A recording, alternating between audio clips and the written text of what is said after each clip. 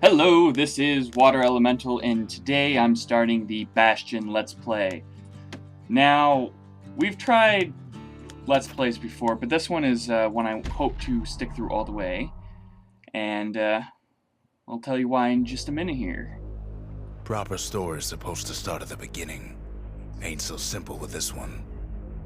Now here's a kid whose whole world got all twisted, leaving him stranded on a rock in the sky. He gets up, sets off for the Bastion, where everyone agreed to go in case of trouble. This game is highly cinematic, and this is why I want to get it. Forms up under his feet as it pointing the way. He don't stop to wonder why. Like I was saying, this game is very cinematic, and it is an extremely well-made game. And hopefully by supporting a Let's Play, we can get some more copies out there, and we can get a sequel of some sort out. Finds his lifelong friend just lying in the road. Well, it's a touching reunion.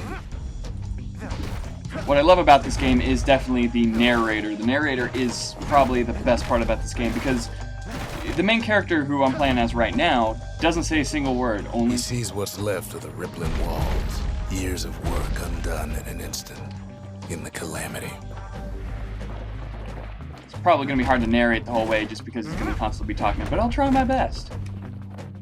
Now, that a survivor? No, ma'am. It's a gas fella, forced out from underground. Kid pops him good. Fella got a piece of him, though. Now, the narrator actually dictates what you're saying, what he says, depending on how well you do in a certain situation. Like, I got hit once, so he said I got nicked. But if you've been hit harder by the bad guy, or if you get it perfectly, he has different voice actings depending on what he says. Now I'm just exploring along here. There we go. Hidden passage. Kid just rages for a while.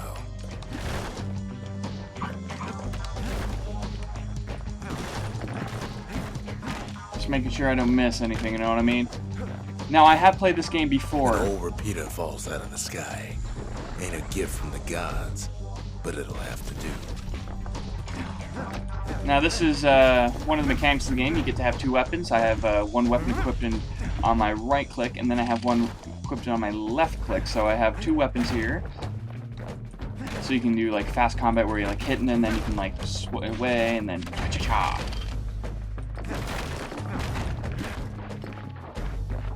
Kid's worked up quite a thirst by now, so that fountain looks real inviting. Sometimes you just need a drink. You also have healing potions on the F bar. You can see that I have 3 right there, right next to my experience. A school of squirts tunnels up around him. Must have fled here from the mines.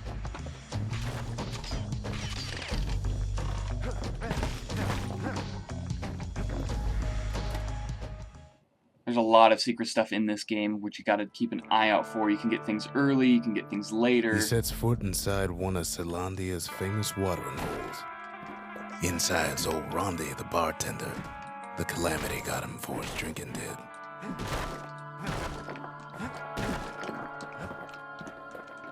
Yep, I got stuck. Then Kid finds his trusty shield. Now, if you hold down shift, you're able to But defend. just as he's getting a handle on it, the security takes him for a petty thief.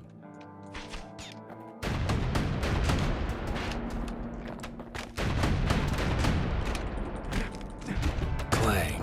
Shield saves his hide. Oh god. Ah! We're gonna just keep going. Windbags start turning up for last call. This is where things get really hectic, is when there's just boxes and boxes of guys coming on down here. I'm actually doing better than I expected.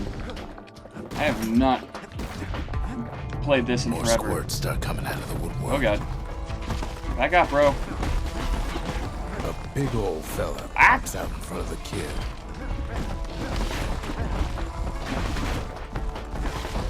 Them windbags are playing for keeps.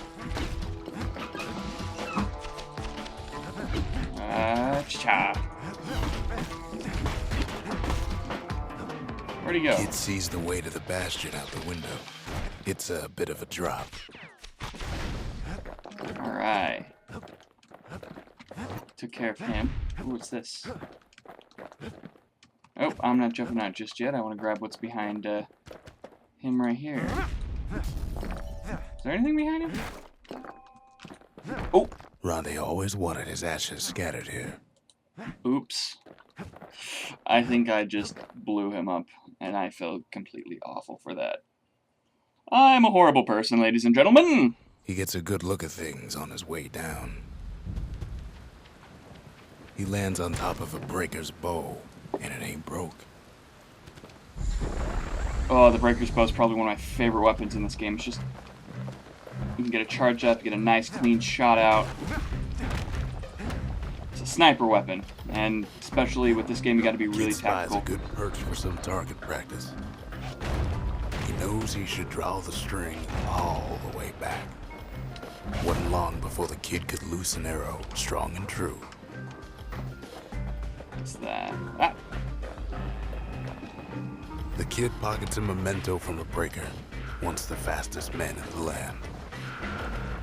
Now, anything with a something in front of it, like something stringy, something hard, are used for upgrades later on in the game.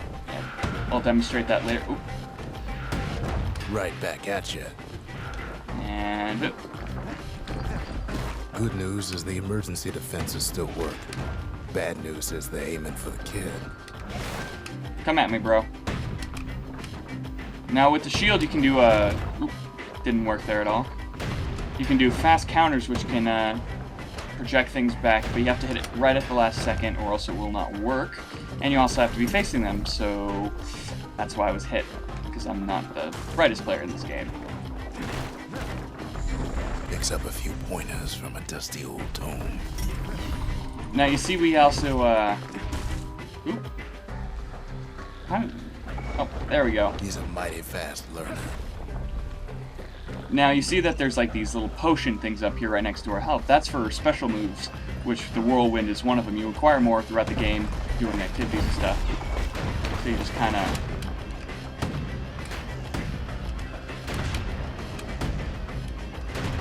wow, I suck at this game.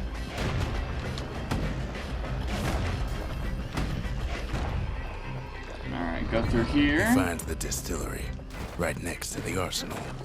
Tough part of town. Alright, these are two of the upgrade traps you can find throughout the game. One sip of the spirits in that distillery, and the kid'll feel like a new man. Now we have different items you can do. The more you level up, which was the experience bar, the more potions you can, or elixirs you can hold. I think they're actually alcohol, I'm not 100% sure. So what you do is you pick one of up. I really like to start out with the Fetching Fizz. Increases the radius of the main money source you can get in the game, and increases the radius of it so you can help upgrade faster. You can unlock a lot more, and you can also find more of them throughout the game. The arsenal's where the kid can pick the best tools for the job. Huh, I never realized he's not wearing pants. Now you can pick your weapons here. I'm probably going to go with my hammer and the breaker as well as the whirlwind. Actually, I might actually go dancing shot. This lets you do a ricochet shot that can hit several targets. Alright, where are we going on here? Really nice skill, especially with a lot of squirts in early game. Some of them squirts birthing like crazy in a couple of corn bins. They're like popcorn!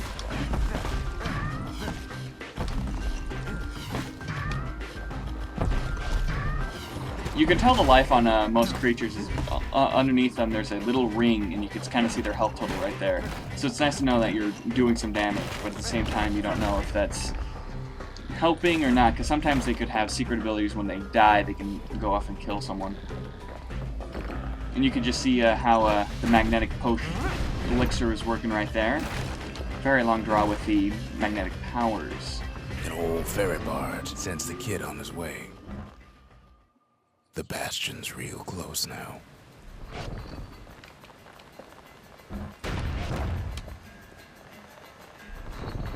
Oh boy. Now this game does have a lot of these railroad sections here where you have to stay on a platform, but it's not entirely hard to do, and crates dropping on me as I'm saying it's not entirely hard and almost getting killed.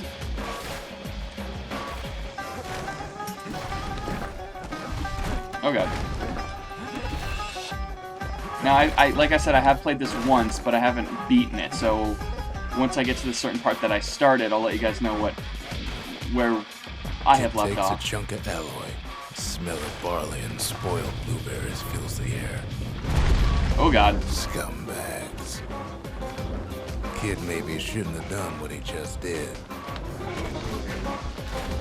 Now, you don't want to stand in Scumbag's blue liquid thing because it will hurt you. It's a poison effect.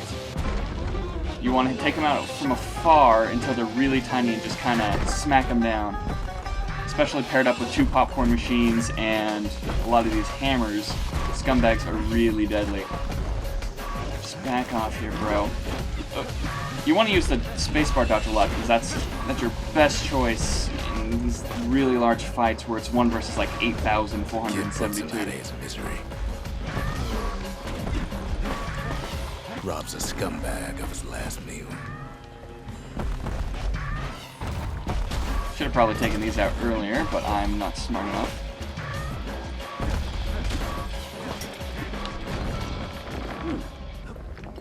Now, what I'm picking up here is another currency. You can use them to build shop and everything like that. You'll see when we get to the Bastion. Is there anything right here? Nope.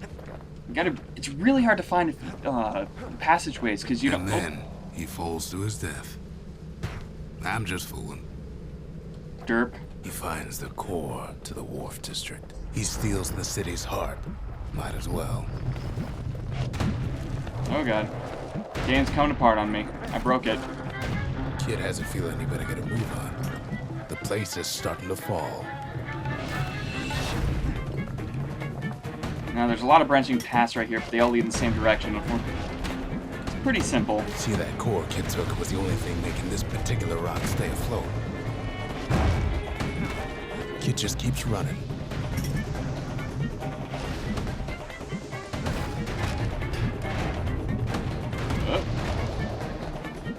Now the ground is falling off behind me. I'm trying to concentrate here because I don't want to fall off and die. Because if you die in this part, it is game over. Now you can tell that this guy's different because he's a little bit different color. Oh god. Woo!